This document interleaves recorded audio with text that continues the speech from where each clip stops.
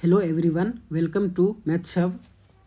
आज डिस्कस करते हैं important formula of surface areas and volumes. तो सबसे पहले क्यूब के बारे में डिस्कस करते हैं। तो क्यूब क्या होता है? तो क्यूब में जो ऑल साइड्स क्या हो जाएगा, इक्वल हो जाएगा। ठीक है, तो ये साइड है, ये भी साइड इक्वल रहेगा और ये साइड इक्वल होगा। ठीक है, तो क्यूब में ऑल साइड्स आर इक्वल। अब इसमें जो एजेज होते हैं, टोटल एजेज कितने हो जाते हैं? 12। फेसेज कितने होंगे इसमें? तो फेसेज भी कितने हो जाएंगे? 6। और वर्टेक्स कितने होते हैं इसके अंदर? तो वर्टेक्स हो जाएंगे हमारे को 8। ठीक है, तो वर्टेक्स कौन सा हो जाएगा? तो 1 2 3 4 5 6 7 8। तो ये क्या है? ये वर्टेक्स है। जो कॉर्नर होता है उसको वर्टेक्स बोलते हैं। और ये क्या आ जाएगा? ये एजेज है। एंड ये जो दिख रहा है यहाँ पे, ये सारे सरफेस हो जाएंगे। ठीक है, इसमें एक फॉर्मूला याद रखना है। कौन सा? तो यूलर्स फॉर्मूला, इम्पोर्टेंट फॉर्मूला है ये। तो ये क्या होता है? v plus F equal to E plus 2 होता है। इसमें से यदि 2 का वैल्यू यदि गिवन है तो थर्ड वैल्यू हम फाइंड कर सकते हैं। Now discuss cube. तो diagonal of cube √3 into side, lateral surface area of cube 4 into side का square, total surface area of cube 6 into side का square. Volume of cube side का cube हो जाएगा। क्यूबवाइड में क्या हो जाएगा? तो diagonal of cuboid √L² B² plus H²। Lateral surface area of cuboid 2 into L plus B into H। Lateral surface area को हम क्या बोलते हैं? तो एरिया ऑफ 4 वॉल्स भी बोलते हैं। Area of 4 walls. यदि एरिया ऑफ 4 वॉल्स का मुझे निकालना हो तो उसका भी फॉर्मूला क्या हो जाएगा? 2 into L plus B into H हो जाएगा। एरिया ऑफ 4 वॉल्स, और इसको हम कर्व्ड सरफेस एरिया भी बोलते हैं। Curved surface area. Lateral surface area वो होता है जो बिल्कुल कर्व्ड होता है, और इसमें हम एक्सक्लूड कर देते हैं जो टॉप और बॉटम का जो एरिया होता है उसको हम एक्सक्लूड कर देते हैं। तो वहाँ से हमको lateral surface area of cuboid find होता है। तो 2 into L plus B into H formula हो जाएगा। Total surface area of cuboid हो जाएगा 2 into L into B plus B into H plus H into L। Volume of cuboid हो जाएगा L into B into H।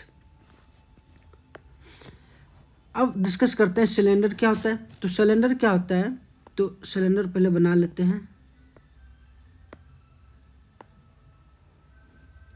This is cylinder. ये क्या होता है? ये रेडियस हो जाएगा और ये हाइट हो जाएगा।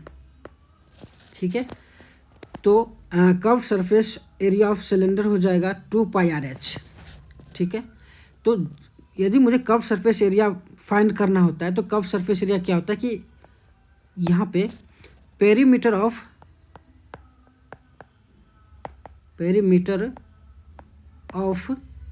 बेस इनटू हाइट,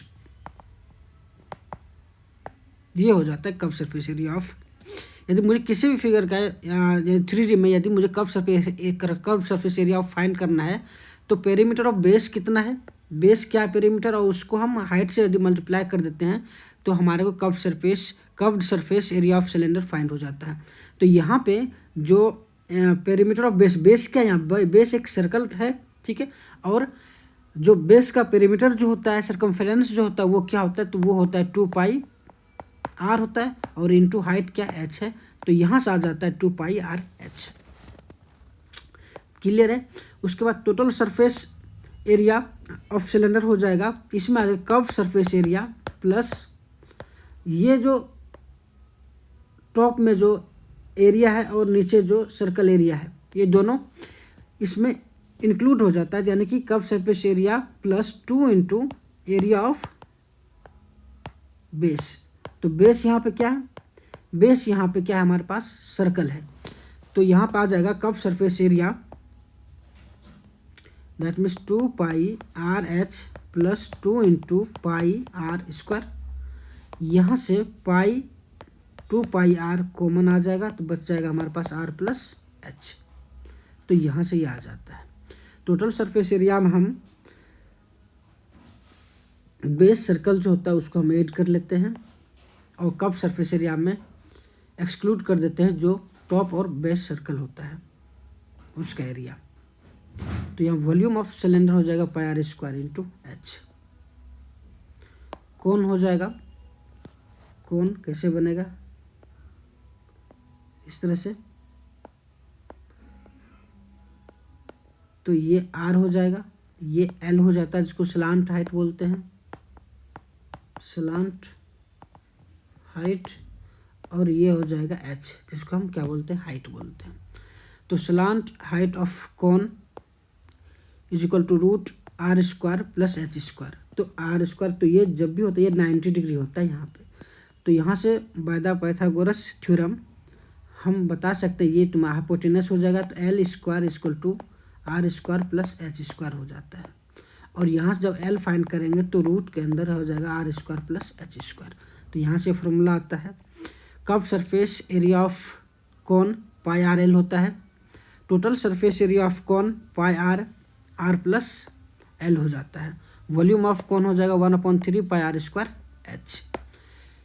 अब बात एस्फेयर, एस्फेयर क्या होता है, तो sphere surface area of sphere हो जाएगा 4 pi R square, volume of sphere 4/3 pi R cube.